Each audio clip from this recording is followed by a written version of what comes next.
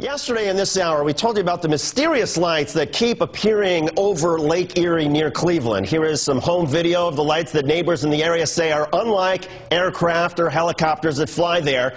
And last night, for the 8th night in a row, they said these lights were back, appearing around 7:30 p.m. and lasting about 2 hours. NASA has a lab in Cleveland called the Glenn Research Center. They test rockets and various aircraft, but say they haven't done any testing this week. A Pentagon official told me the U.S. military has not been testing anything recently in that area, and the FAA acknowledges the light pattern seems different from commercial flight paths in the area. So what on earth is going on? This is UFO expert Nick Pope from our London bureau. Nick ran the British government's UFO project at the Ministry of Defense. Nick, first of all, what do you make of what we're all hearing from Cleveland? 8 days, the lights seem to be similar, but they look unlike anything that people have ever seen. Yes, it certainly seems to be an interesting wave of sightings, and it's always fascinating when you get activity like this over a period of different nights. I think my key question would be, and it's really a question for the Air Force and the FAA, has anyone checked the radar tapes to see if anything unusual was tracked? Well, as a matter of fact, I spoke to officials at the FAA today. They checked in with Cleveland Air Traffic Control, and they don't have anything unusual, nothing unusual on the radar, no unusual reporting from any pilots. Is it possible that maybe this is some sort of a helicopter or a rescue service from one of the Cleveland hospitals that people east of the city are looking at a little bit differently?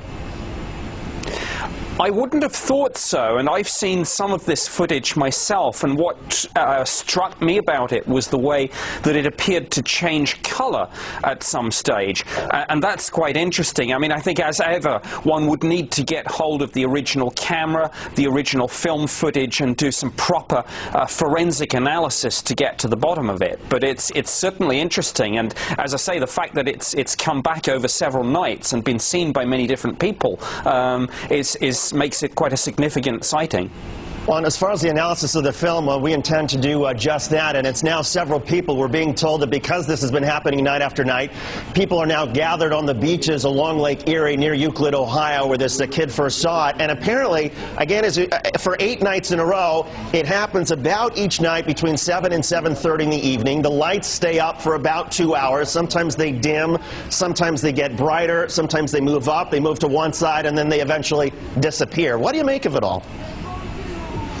Well, most UFO sightings do turn out to have conventional explanations. They can be lasers, searchlights, fireworks, the Chinese lanterns, which are quite popular, and people let these off at parties and barbecues and things like that. But I think what is interesting is that these days, of course, almost everyone has a cell phone with the capability to take photos and videos. So out of the tens of thousands of people who see UFOs each year, we're getting more and more of this interesting footage. So we're more likely to get to the bottom of these sorts of mysteries.